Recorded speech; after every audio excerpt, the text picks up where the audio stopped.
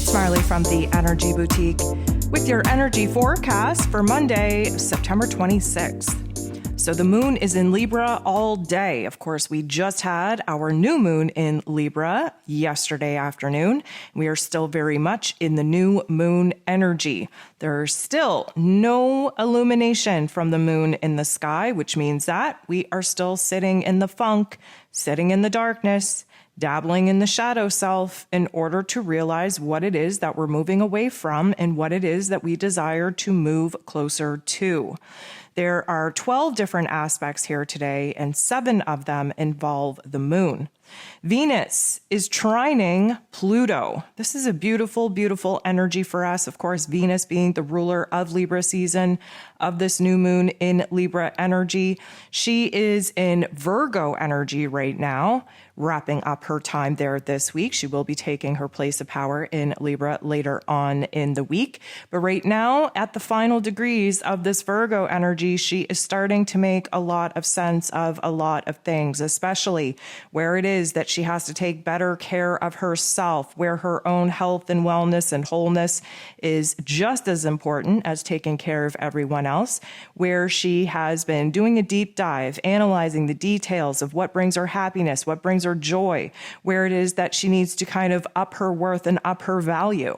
And because she's in Virgo energy and Earth energy, and because Pluto, the great transformer, is retrograde in Capricorn in Earth energy, this is what gives us our trine. A trine means that the energies are working together in order to create change, in order to create transformation. And with Pluto, the great transformer himself, involved in this little tango, we are definitely peeling back the layers of what it is that have been blocking us from seeing the worth and the value, the priority within ourselves that we need to actually see to put ourselves at the top of the list. We are doing a deep dive in the details on where it is in the past we gave our power away to other people before filling up our own cup. And having these little revelations, these aha moments, means that there's a total shift in our psyche, in our heart space. And of course, once we get our heart and our head on the same page, we're able to engage the physical body in order to make moves, take action, make the changes and the transformations that we know we need to make in order to align with these new aha moments. The moon in Libra is going to make a very positive aspect with the true node. The true node, of course, is our soul's path, our destiny point, the direction that we need to be on in order to reach our mission, reach our purpose. The moon in Libra, although very indecisive, very still stuck in the middle of what the right path should be, because we've been sitting in the darkness, because we've been illuminated to a lot of the things that we've outgrown and that we no longer want to experience. This is actually creating a little bit of a plan, a little bit of a step forward, a little bit of a strategy for us to work forward and actually implement. Mars goes ahead and bumps into Uranus in not the nicest way, in a way that would suggest that there is some very powerful information and details coming at us in the outside realm, and likely some, I'm going to say, opportunities to go ahead and take action and to make a move forward. Now, keep in mind, we're not really in the greatest time to make big moves. However, we've been kind of debating the pros and cons of the path forward, of the steps that we want to take. Of course, Mars being the god of war, ruling over our physical energy, our drive, our passion, even our anger, being in this Gemini energy, very divided, very polarized on what it is we want to do. Trying to debate the passions, the desires that are coming up in us, what it is we want to pursue from here. Now, Uranus is the great awakener. He is retrograde in Taurus energy, really kind of showing us in our inner realm what it is that we're afraid to change, what it is that we're overly attached to, where it is that we're blocking our blessings, blocking spontaneity, blocking sudden shift and sudden changes. And because this is likely a trigger and an activation coming from the outside realm that we have no control over, this is likely going to be an event that will change the course of where it is that we're going to pour our time, energy, and attention into from here. We are essentially trying to open ourselves up, open up our minds, open up the possibilities of what could be awaiting us if we would just get out of our own damn way, and especially out of our own head. The sun in Libra is going to bump into Uranus shortly after. Uranus is on the spotlight here today, having multiple interactions with multiple planets and luminaries, which means that we're working very hard in order to shift, in order to change. Uranian energy does kind of open us up to make the changes, whether we want to or not, in a lot quicker time than what it is that we would normally want to take. Now, a lot of that is because we've been in this retrograde with all these planets in retrograde, doing the inner work, really trying to figure out what needs to change first. And now it's almost like we're getting stuck in our head, stuck in our inner realm. So this Uranian energy is coming hot and heavy in to zap us, into opening us up, into realizing where it is that we can't hold on to the old forever, especially if we want the new to take over. So the sun shining a bright light on where it is that we have to kind of restore balance, restore peace and harmony in our lives, is shining a bright light on where it is that we have to make some dramatic changes and make them fast if we want to see a hope in hell of finding peace, finding harmony, finding balance, finding stability, finding happiness, finding joy. Again, we've been sitting in the funk long enough to realize what it is that isn't making us happy, what it is that is creating this instability, this non-balance in our lives, where it is that we're struggling to make peace with some of the circumstances in our lives, where it is that we're failing to find harmony in our relationships. So once we have these realizations of where it is that all these problems exist, well, then we just need to open up our mind space, our heart space, in order to make the changes that we know that we have to make to move away from some of these restrictions. The moon then goes ahead and bumps into Uranus. And this is a positive aspect, especially compared to Mars and the sun's interactions. This is I'm going to say, a smoother energy. Now, what we're getting from this is that we're actually making peace with our emotions. Change is scary, especially when there are so many different aspects and elements of ourselves, of our relationships, of our current realities that we have to let go of in order to actually open up and create the space for the new elements to be born in. It's a very scary thing, but emotionally speaking, because the moon does represent our emotions, we're ready to find peace and balance and harmony, and we are ready to do whatever is necessary in order to achieve that. And this Uranian energy is trying to zap us with an aha moment, inspire us, really download us with a greater, grander vision of what that could look like for us if we were just to open up our mind and get out of our own damn way. Mercury, who is retrograde, now in its place of power in Virgo energy. Again, if you didn't listen to that astro forecast, we had Mercury slip out of that Libran energy, go back into its place of power in Virgo energy. We had a chasmy with the sun, which meant that we did get this very unique window of opportunity to have a whole lot of clarity, just be zoomed in into our mental plane. We're starting to strategize on what it is that we need to heal, what it is that we need to do in order to break free of the old constructs and restrictions of our reality that, of course, we've been illuminated to is blocking us from moving forward. So Mercury, retrograde in Virgo energy, bumps into Venus, who is at the final degrees of Virgo energy as well. So this is a situation where a couple of things are going to happen. First of all, we're having amazing insights and aha moments on what it is that we want, need, desire in our emotional realm, in our relationship realm, in our money matters. Venus, of course, the goddess of love and pleasure and beauty and worth and money, she has, definitely been through the ringer over these past couple of weeks in this over-analytical, highly judgmental, very, very critical energy of this Virgo energy. But what we do in this Virgo energy is we break everything down, we pick it apart so that we can get down to the nitty-gritty of what it is that's blocking us, what it is that isn't creating the kind of peace and harmony and love and joy and worth and value that we want in our lives, because the Virgo energy is the problem solver of the zodiac. We're able to come up with solutions once we've identified the problem. So Mercury interacting with Venus in this way, huge insights on what it is that we want for ourselves in our relationships, in our money matters, in our emotional realm. It also opens up a huge opportunity where we can have a conversation, a heart-to-heart with those in our personal relationships that we really deem to be of worth and value, that, you know what, things got rocky, things got bumpy. We have a lot to talk about. We have to clear the air here.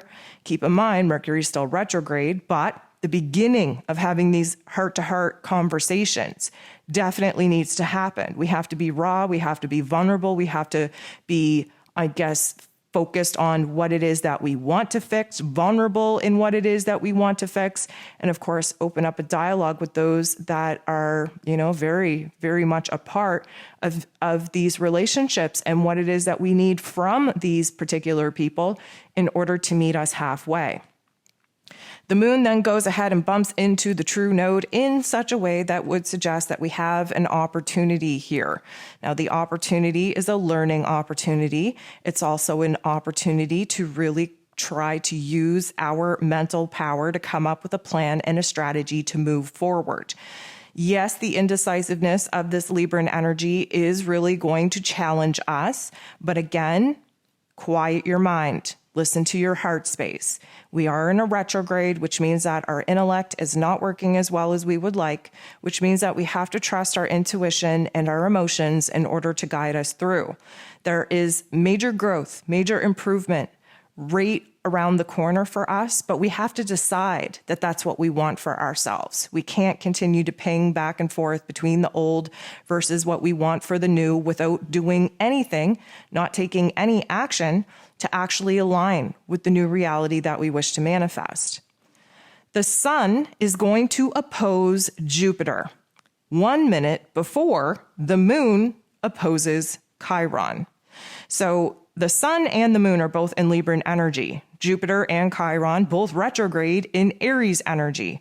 Libran energy sits across from Aries energy, and the sun sitting across from Jupiter is going to shine a huge bright light on our growth, on where we need to open our minds to making some changes to grow and improve, and where it is that we are, I'm going to say, challenged in the realm of trying to decide what it is that we need to do for ourselves versus what it is that we feel like we should do for other people. Keep in mind that this Libran energy is more focused on putting our own wants, needs, and desires on the back burner in order to make other people happy, while the Aries energy is more focused on the self. What do I want? What do I need? What do I deserve? What do I want to pursue? What do I desire? While the sun is trying to shine a bright light on where we need to balance, honoring ourselves and honoring those that we love, doing what is right for us while still doing right for other people. And Jupiter, being retrograde in Aries, is really taking its time on kind of changing our belief system, especially where we deserve to be just as far at the top of the list as we have placed some of the people in our lives. And the sun and Jupiter are, even though they're in an opposite conflict with one another, there is this opportunity to see where it is that we want more out of life, where it is we need more out of our relationships, where it is that we need more out of ourselves in order to implement those boundaries in our personal relationships so that we're not constantly giving more of ourselves away than we are reserving for ourselves.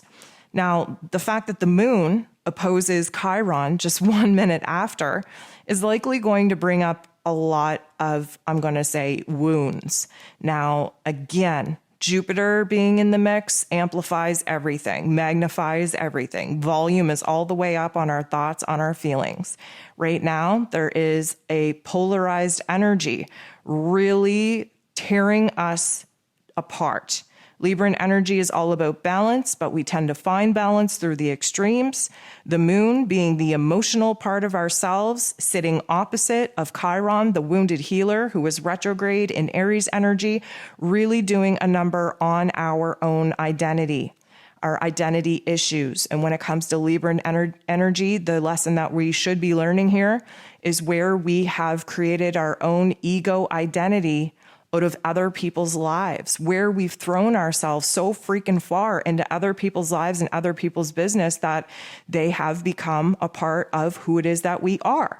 And I'm not necessarily saying that that is a bad thing, although most of us go to extremes and wouldn't know who we are if certain people decided to remove themselves from our lives.